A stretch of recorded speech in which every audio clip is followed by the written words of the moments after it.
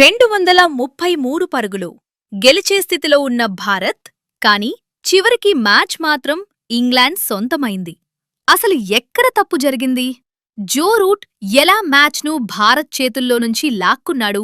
ఈ మ్యాచ్లో జరిగిన ప్రతి కీలక మలుపును ఇప్పుడు చూద్దాం. భారత్ ఇంగ్లాండ్ 3 మ్యాచ్ల వన్డే సిరీస్లో రెండో మ్యాచ్ అభిమానులకు చివరి ఓవర్ వరకు ఉత్కంఠను అందించింది. తొలి వన్డేలో గెలిచి ఆత్మవిశ్వాసంతో బరిలోకి దిగిన భారత్ ఈ మ్యాచ్ గెలిచి సిరీస్ను సొంతం చేసుకోవాలని భావించింది. టాస్ గెలిచిన భారత్ ముందుగా బ్యాటింగ్ ఎంచుకుంది. ఆరంభంలో ఓపెనర్లు జాగ్రత్తగా ఇన్నింగ్స్ నిర్మించడానికి ప్రయత్నించారు.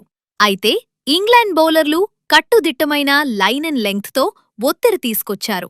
అలాంటి సమయంలో విరాట్ కోహ్లీ క్రీజులో నిలబడి తన అనుభవాన్ని చూపించాడు. ప్రశాంతంగా బ్యాటింగ్ చేస్తూ జట్టును ముందుకు నడిపించాడు.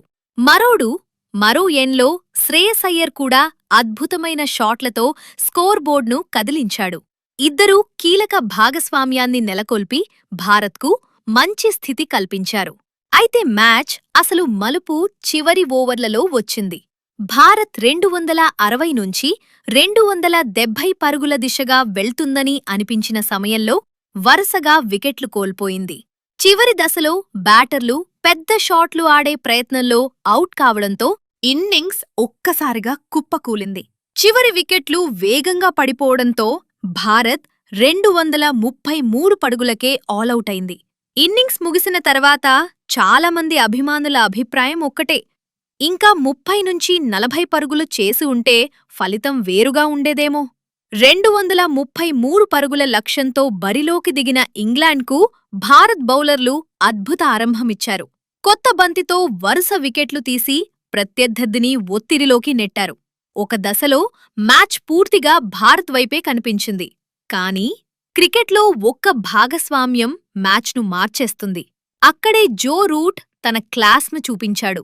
అవసరమైనప్పుడు సింగిల్స్ తీసుకుంటూ చెడు బంతులను మాత్రమే బౌండరీకి పంపిస్తూ ఇన్నింగ్స్ను అద్భుతంగా నిర్మించాడు.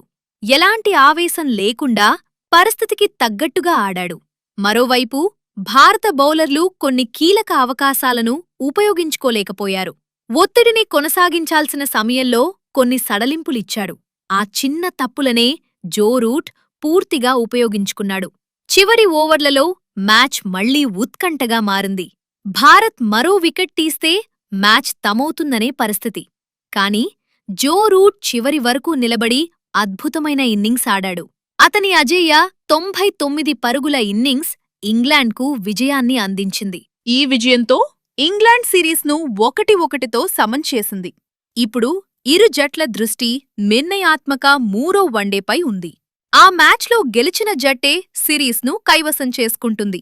ఈ మ్యాచ్ భారత్కు ఒక స్పష్టమైన పాఠాన్ని కూడా నేర్పింది.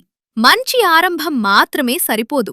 చివరి ఓవర్లలో బ్యాటింగ్ను బలంగా ముగించడం, అలాగే ప్రత్యర్థిపై ఒత్తిడిని నిరంతరం కొనసాగించడం కూడా అంతే ముఖ్యం.